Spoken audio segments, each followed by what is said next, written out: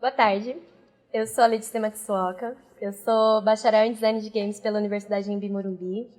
Eu sou autora do artigo vencedor do SB Games 2018, Design de Games, a significação do espaço e suas potencialidades em mundos ficcionais. Atualmente eu estou trabalhando como generalista 3D, com foco em texturização na Quanta Post, que é uma pós-produtora de cinema. Se vocês quiserem saber mais sobre mim, tem o meu portfólio no ArtStation e o meu Instagram, tudo está como Li Matsuoka. Então, eu vou contar um pouco para vocês da minha trajetória, até aqui, como se eu fosse muito velha, mas não sou. E depois eu vou entrar no tema da palestra. Eu vou mostrar um pouquinho do meu portfólio, dos meus projetos pessoais. Esse aqui foi um estudo de pele, de textura de pele que eu fiz. O modelo não é meu, mas a textura é os pelos dos olhos também. Esse aqui foi um olho que eu fiz também. Eu curto pra caramba realismo. Então, vocês vão ver muito disso nas coisas que eu produzo. Esse aqui é o meu projeto mais recente, é uma pistola do século XVIII, uma flintlock. E aí todo o modelo é meu, textura, material, render e todo o pacote, né? Eu trabalhei na TFG, não sei se vocês conhecem, é a maior empresa de games do Brasil. Atualmente eles trocaram de nome, estão como Wildlife. Antes de entrar um pouquinho na TFG, no meu segundo semestre do curso de games, eu fiz um estágio na Buba Filmes, que produziu Fujiwara Manchester pela TV Cultura. E no meu 8º semestre da faculdade, eu fiz um estágio na equipe de marketing orgânico da TFG. Aqui é um pouco do que eu produzi lá, e são screenshots do Castle Crush, no lado esquerdo da tela. Ali eu fui responsável pelo castelo, pela textura, por todo o castelo, textura, escultura, pela pose dos personagens.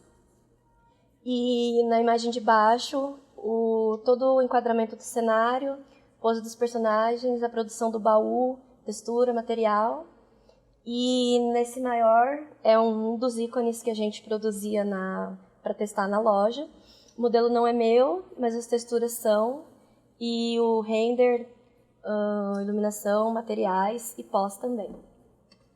Atualmente eu estou trabalhando na Quanta Post, como eu falei, é uma produtora de pós-produção para cinema. Aqui tem algumas capturas de tela da produção mais recente que a gente lançou, está na Netflix, a série chama Ninguém Tá Olhando. Toda essa máquina, toda essa cena dessa máquina é totalmente 3D e eu fui responsável por todas as texturas da cena. Junto com a equipe, claro. E aqui tem mais algumas capturas de tela. Aqui foi uma extensão de 7. Eu vou contar para vocês que só os 3 primeiros canos aqui são reais. Do fundo para lá era tudo fundo verde. E eu fiz o tracking 3D, que é a simulação da câmera real, né? E toda a texturização também. Vamos lá falar um pouquinho do tema que eu trouxe na palestra hoje. Eu trabalhei por um tempo no mercado de games, eu sou formada em games, e a análise que eu tenho atualmente do mercado é que está saturado, seja no Brasil, seja no mundo. Mas por que isso acontece?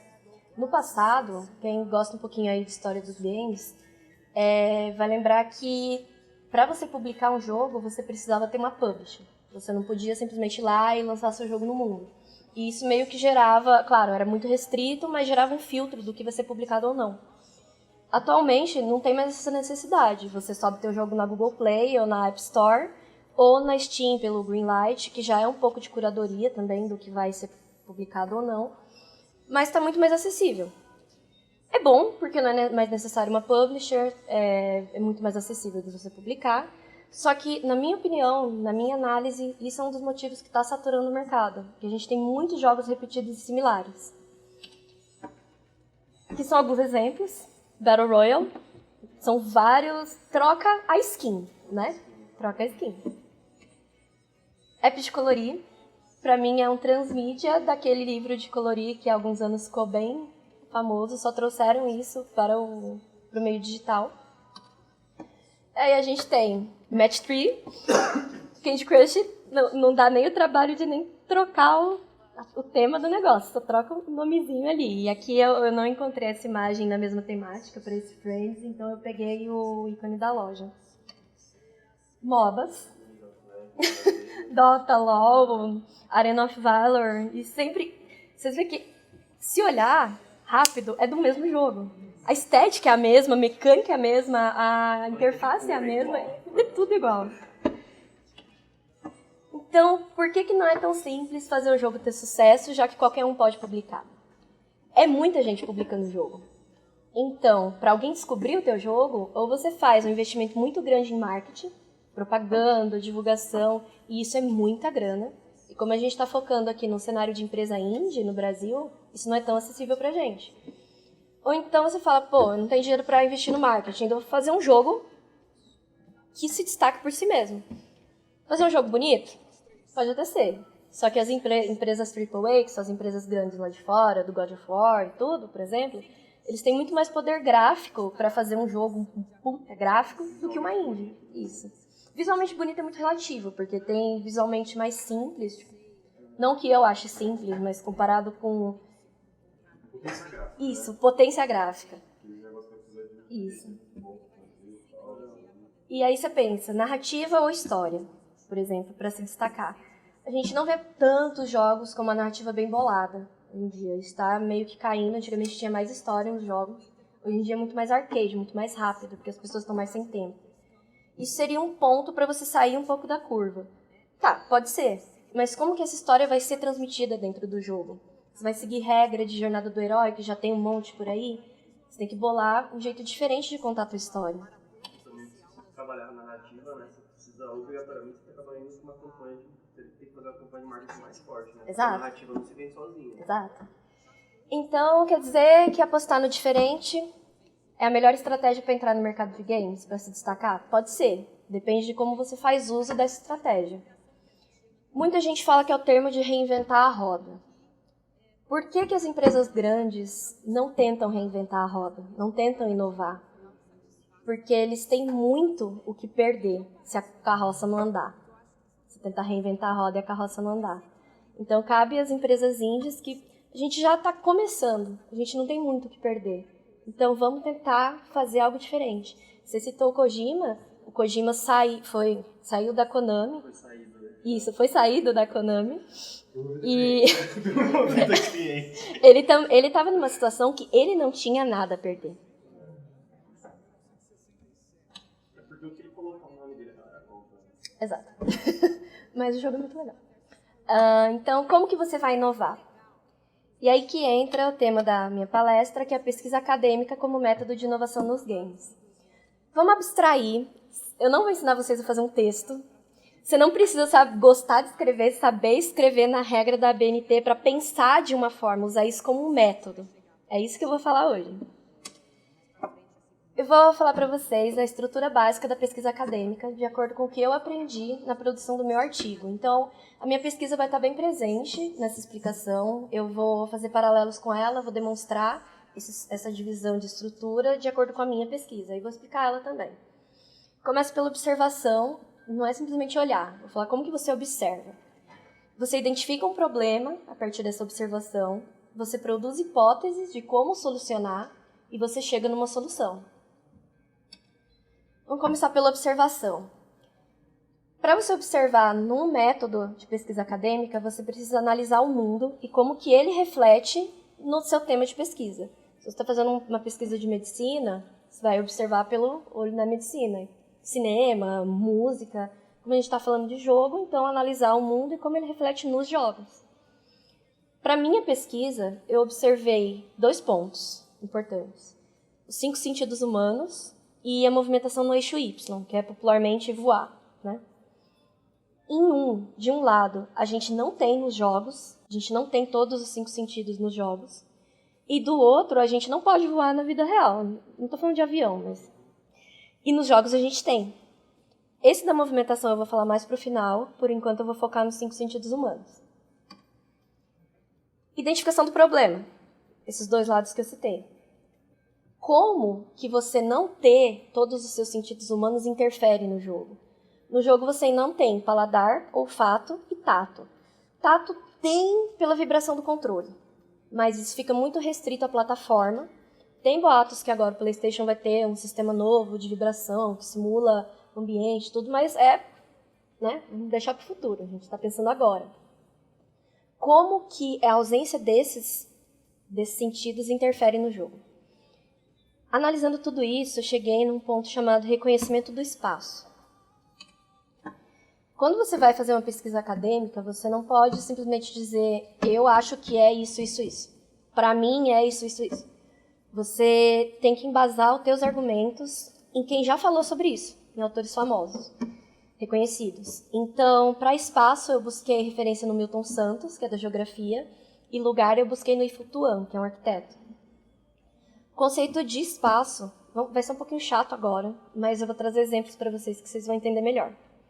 O conceito de espaço, na geografia, é tudo que é possível de modificação do ser humano, tudo que o ser humano pode modificar.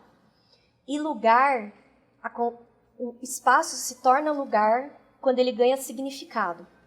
Isso é muito abstrato. Então, eu vou tentar trazer para a nossa realidade. Por exemplo, eu comecei a fazer academia recentemente. Na primeira vez que eu fui lá, eu vi que a sala de espera, a recepção era estreita, onde sentava no banco era de madeira, em cima do concreto, sabe? Falei, pô, isso é duro, ficar sentada aqui esperando se eu chegar muito antes na aula. Eu senti cheiro de cloro. Falei, a piscina é aqui perto. E sempre que você chega num lugar novo, você observa ele. Seus 5 sentidos ficam muito mais aguçados de você observar o espaço ao teu redor. Conforme eu fui fazendo aulas nessa academia, fui frequentando mais dias, você vai, sabe aquele famoso se sentindo em casa? Você conhece aquele lugar, você se sente seguro ali. No horário que eu vou, por exemplo, eu sei que tem pouca gente na natação. Se tiver muita gente, muito movimento, eu sei que tem alguma coisa errada. E aí você já fica mais tenso, mais alerta. Outro exemplo, todo mundo que trabalha ou que estuda provavelmente faz uso de transporte público ou de transporte privado, né, de carro. Você está lá, você pega teu ônibus todo dia de manhã para ir para a aula. Na primeira vez, você vai ficar grudado na janela, olhando o caminho, né? Nas outras vezes, você já conhece o caminho. Você sabe que teu ônibus, tem hora que você vê, nossa, já chegou, sabe? Então, esse processo de você se sentir em casa é o reconhecimento do espaço que se torna lugar. O que isso gera na gente? Isso gera segurança. A base das necessidades humanas está a segurança. O ser humano precisa se sentir seguro. Voltando no ônibus, alguma rua que o ônibus passava está interditada, cai uma árvore, você não sabe. E aí o ônibus faz um outro caminho. Na hora que o ônibus não vira naquela esquina que ele vira todo dia, não dá um frio na barriga?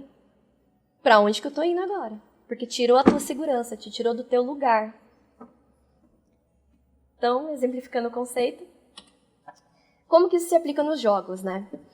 Para minha pesquisa, eu analisei alguns jogos que não exploram essa significação do espaço, outros que exploram e como acontece e através de quais sentidos humanos, já que a gente não tem um input de 3 aí, né? Vamos lá, para os jogos que não exploram a significação do espaço. Eu vou rodar os vídeos aqui local e não pela rede, porque a rede está um pouquinho lenta. A gente tem o Pac-Man. O que a gente observa de espaço? É possível de você reconhecer, de você se identificar com esse espaço? Ele é muito neutro. Ele funciona só como uma arena de jogo. Se eu perguntar para vocês, tem alguma fase memorável do Pac-Man? É a primeira, né?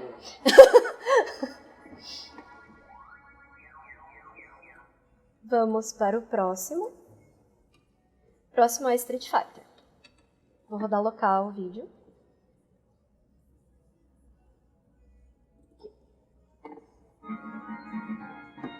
O que a gente tem? Eu peguei o Street Fighter, mas isso para todos os jogos de luta, tanto 2D quanto 3D. Mas principalmente 2D. Teu foco tá onde? Teu foco tá na luta. O espaço ali atrás, ele é só um cenário, é só pra você ter uma imagem, não ficar vazio. Ele não interfere na gameplay. Questão da dimensão, né? Isso, também. Vamos para o próximo. A gente tem aqui MMORPG. Eu trouxe Perfect World. Pô, é um jogo 3D, já tem uma abrangência de espaço bem maior. Só que como que ele funciona?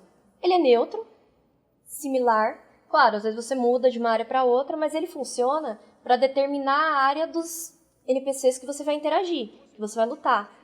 Você vê que aqui no morro tem animais que voam. Talvez seja um nível mais alto do que o que você tem para lutar com eles. E o espaço funciona dessa forma na maioria dos MMORPG.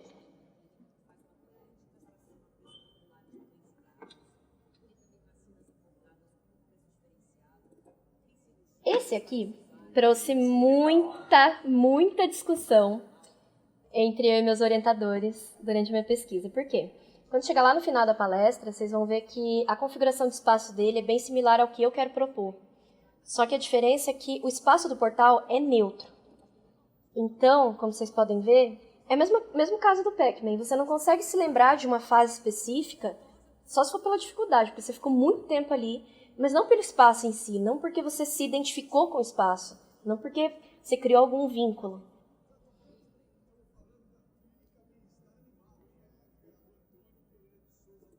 Mesmo que ele permita uma liberdade de movimentação maior, ainda assim, o espaço dele não gera significação no jogador.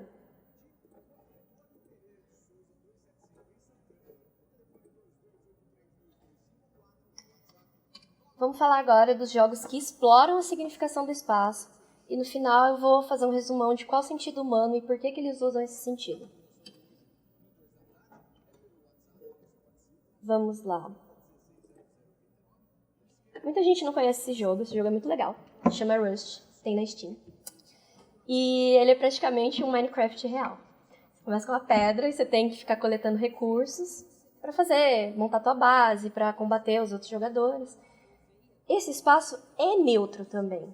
Ele é muito similar, só que ele te permite uma coisa que os outros jogos com espaço neutro não permite, que é você fazer uma base, você fazer tua casa. Casa, segurança. Conforme você determina o teu ponto, onde você vai fazer tua casa, o mapa é muito grande, você não vai explorar ele todo.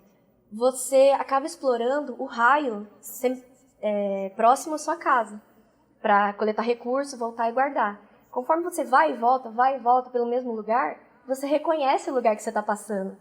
Então, mesmo de noite que é um breu, se você está lá fora, no lugar que você conhece, você consegue voltar para tua casa. E esse é um tipo de significação do espaço que se tornou lugar. Esse aqui. Esse é um dos meus jogos preferidos. Dishonored.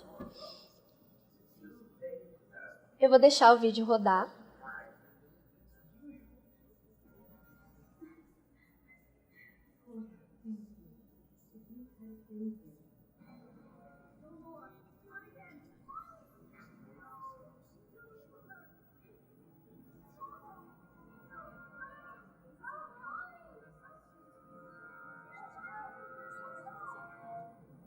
Não é spoiler, isso acontece nos primeiros 10 minutos de jogo. Tem. Esse jogo é antigo. Esse aqui pode ter um pouquinho de spoiler, porque é no final.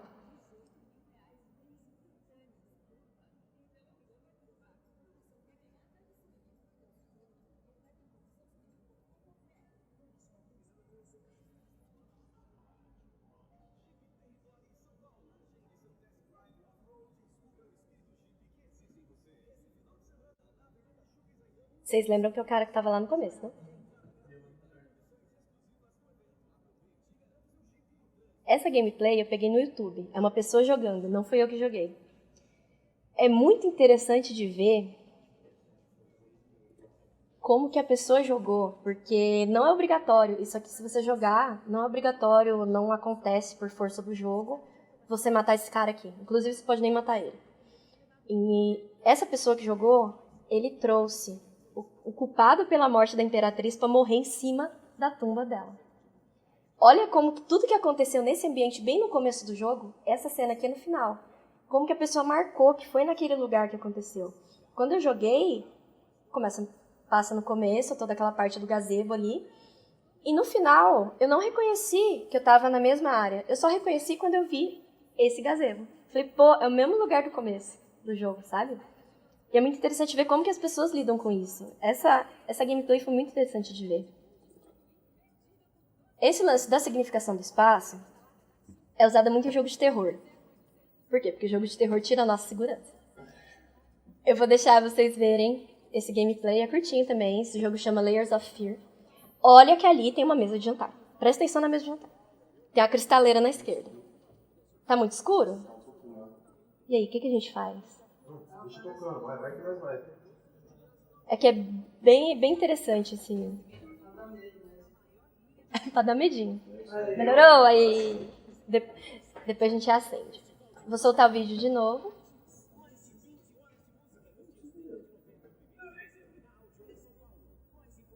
Falei, né, da mesa de jantar, da cristaleira. E agora ele vai entrar no ateliê, que é o checkpoint do jogo. Você vê que ele entrou por uma porta, não tem outra porta no ambiente. Dá uma olhadinha, ele vai sair pela mesma porta. Cadê a mesa de jantar? Pois é. O próprio jogo modificou o espaço. Quando você se acostumou com aquilo, você viu que eu não passei ali. Eu não conheço esse lugar. E aí já dá um medo, você já fica apreensivo que vai acontecer alguma coisa. O PT faz muito isso também. Isso, ele tá na minha pesquisa também. Isso. O teaser do Silent Hills. E isso.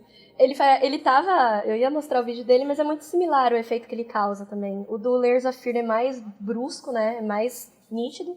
No PT são coisas mais discretas. Tipo, você passa por uma porta, quando você volta, você vê que ali tá fazendo barulho que antes não tava. Tem essas coisas mais sutis, mas que da mesma forma causa essa perda de segurança. E é o que o jogo de terror traz na gente, né? Você viu o caso do rapaz que mexeu no código do PT e conseguiu virar a câmera e ele descobriu que a fantasma tá o tempo todo atrás de você. É, atrás da pessoa. É pra alguém fazer isso, é pra alguém ir lá e... Easter eggs. Eu trouxe, mesmo que eu falei lá no começo dos Battle Royale, eu trouxe o PUBG. Acho que todo mundo conhece como funciona essa mecânica. Você começa no... Você tem um mapa, você pula de paraquedas, você cai no mapa. Como que funciona? Desse ponto de vista que a gente está tendo aqui. Se é a primeira vez que você está jogando, você não sabe onde você vai cair, você não sabe se vai ter muita gente, você não sabe se tem arma boa, você não sabe nada.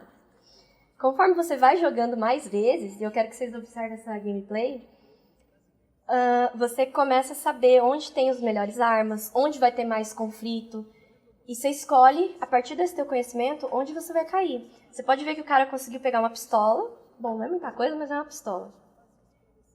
E aqui tem uma pessoa passando. A pessoa não tem a arma, ela tem um bastão na mão. E ela morreu. O cara que tinha mais conhecimento do espaço do jogo levou vantagem. E aqui um pouco de posicionamento no mapa do jogo também. Se você sabe se posicionar, né, mais pra cima, isso, você tem uma visão melhor. Isso para todos esses jogos de Battle Royale. Eu jogo Apex, trocou o mapa, fui jogar e falei, meu, onde eu vou? Onde eu tô? Fala. Entendendo alto é tranquilidade na arte da guerra, né? Sim. Qualquer coisa que você tiver entendendo alto, você tá na vantagem. E aí vem a parte da hipótese. Lembra que eu mostrei lá das estruturas básicas? Minha hipótese, da minha pesquisa. E se a gente usar a movimentação no eixo Y para suprir a falta dos sentidos humanos na significação do espaço nos jogos digitais? Eu esqueci de comentar, todos esses jogos que fazem uso da significação do espaço, eles fazem através da visão. Tanto que o áudio, vocês viram que nem interferiu. Claro, no caso do PT, o áudio faz um pouquinho mais de medo, mas é predominantemente a visão. Por quê? Porque a atividade cerebral, as sinapses do cérebro, são muito mais intensas para a visão do que para todos os outros sentidos. Só que a visão não é confiável. Você tem ilusão de ótica, você não tem ilusão do resto. E aí, como que a gente não usa a visão para causar essa significação do espaço? Então, vamos voltar lá para aquele tema que eu falei no começo, de movimentação nos jogos. Para analisar, no mundo, você só anda para frente, para trás, esquerda e direita. As engines dos jogos permitem que você se movimente para cima e para baixo também. Por que a gente não vê isso tão forte nos jogos? São poucos jogos que exploram isso. Então, como eu coloquei aqui, maioria predominante nos eixos X e Z, mesmo que as engines possibilitem liberdade no eixo Y. CS, eixo X e Z. The Witcher, você vê, né? Primeira pessoa, 3D, segunda pessoa, terceira pessoa, 3D e até no 2D. Então, como que a gente faz com que a movimentação no eixo Y proporcione a significação do espaço no jogador? Aí você começa a pensar. Aí você chega aqui. MC Escher, artista, isso é uma litografia. Acho que muita gente já viu esse quadro, chama Relativity. E isso é muito interessante. Peraí que vai entrar gente. Oi. Tá. Eu quero muito que vocês prestem atenção nesse quadro, porque da primeira vez que você olha, ele assusta, né? Você não sabe o que está acontecendo. Quando vocês acompanham comigo, olha para o quadro, vamos focar naquela mesinha ali embaixo, e você gira a tua cabeça e se alinha, você vê o quadro de uma perspectiva totalmente diferente. Você entende o que está acontecendo melhor ali e até em alguns outros pontos, coisas que você não percebeu antes. Eu achei isso muito interessante e eu queria trazer isso para a minha pesquisa. Aqui tem um videozinho de como que esse quadro funcionaria em 3D. Aliás, primeiro em 2D, com movimento.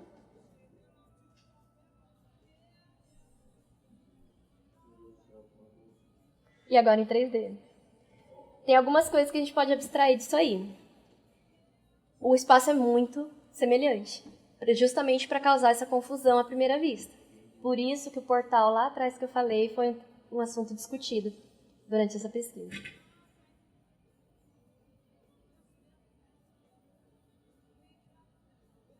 Você vê que aqui não tem um personagem, né? É uma câmera vagando pelo espaço, mas você vê como ela tem a liberdade de movimentação? Para que aconteça esse alinhamento nos planos, você precisa ter essa liberdade.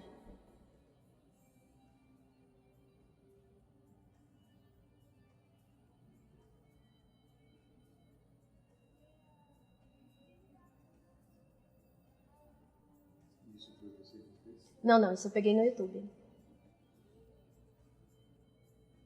Todos os vídeos são do YouTube, com exceto o último que eu vou mostrar. Tá no YouTube também, mas aí fui eu que fiz.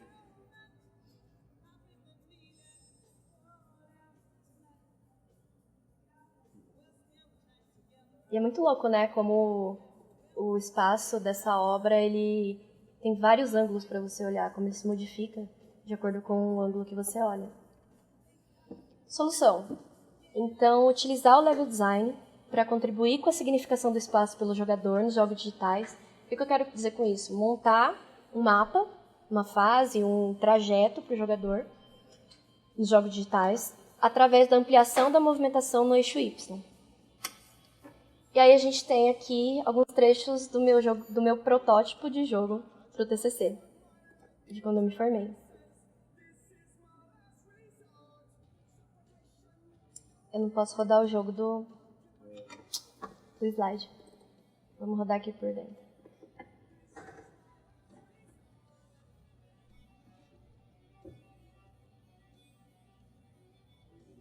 Obrigada.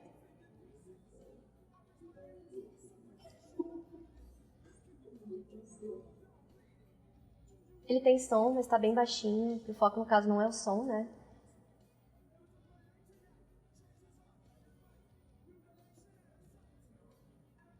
Você fez as animações também? Não, as animações não. E eu fui responsável por todo o visual, né? E programação e animação é do meu namorado, porque a gente estudou junto. E aí, como que ficaria essa mecânica numa câmera isométrica, né? Num 2D? A gente quis fazer isso de outra forma, mas essa foi a solução que a gente encontrou que encaixou melhor.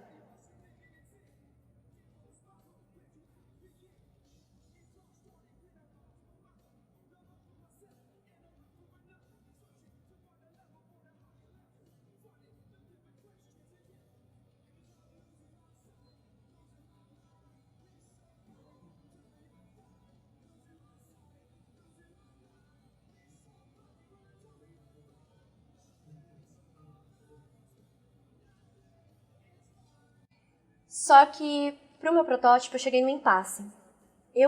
Vocês veem que aqui no vídeo tem Nossa parte não. Mas tem bastante espaços vazios. Espaços com essa galáxia no fundo, né? Ali e tudo. Eu não queria que tivesse esses espaços. Eu queria que fosse muito mais poluído visualmente. Só que eu cheguei no impasse por quê?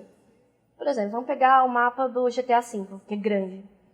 Em questão técnica, o jogo só renderiza, só processa o que você está vendo. Ele não processa o mapa inteiro o tempo todo. O que eu quis propor, se a gente pegasse... Sei lá, não tem uma folha de papel aqui. Imagina, isso aqui é o mapa do GTA. Você só vê o que está aqui no meio. Se você pegar ele e fizer isso, com que seja possível você ver tudo ao mesmo tempo, o tempo todo, é isso que eu queria trazer. Conseguir então não ter esses buracos. Só que falta processamento gráfico, falta processamento da máquina, e justamente por isso a cidade parece tão vazia. Por processamento. Eu queria poluir bem mais, tapar esses buracos, mas a gente ainda não tem recurso. Então... Oi? Talvez sim. Eu fiz esse protótipo no meio de 2018 e finalizei alguma polida assim com a equipe, né, do TCC no fim de 2018. Então, na época a gente não tinha esse recurso. Talvez na próxima geração tenha. Fica aí. Esse seu projeto está disponível para download em algum lugar? Não. Tem na sala de games do Campus Morumbi. Ah, legal. Da AMB. Tá lá. Minha caixinha tá lá.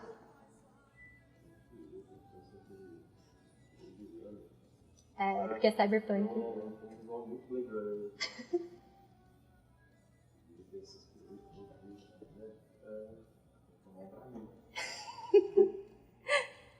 Com o VR agora, a gente queria transferir para o VR também, né? A gente não tinha acesso ao recurso na época, então a gente fez para PC. Oi? Obrigada. E acho que até dá, né? Dá. Você trabalha com as duas mãos, né? Sim. Mas assim, né? Vai fazer mal. Vai dar um revertério. Mas até agora não tem nenhum jogo que não cause. Esse vai causar o dobro. Aqui tá... Aqui tá o link pro meu artigo no site da SB Games. Se vocês quiserem tirar um print, tirar uma foto e dar uma olhada depois. Vou falar um pouquinho. O artigo tem 3 temas. O espaço é um deles. Eu falei de mundo ficcional e de narrativa. Como que isso contribui para a significação do espaço. Tanto na inovação também. Não tentar fazer essas giradas de câmera, essa movimentação maluca, numa coisa que a gente vê todo dia. Uma coisa do nosso cotidiano, né? Como a gente fala na pesquisa acadêmica.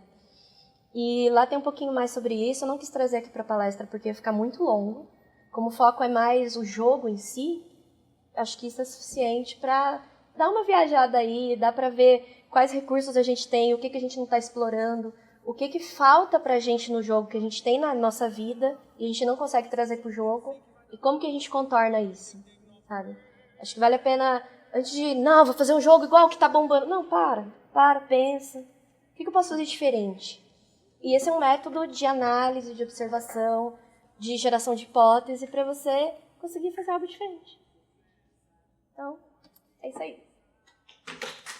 Obrigada.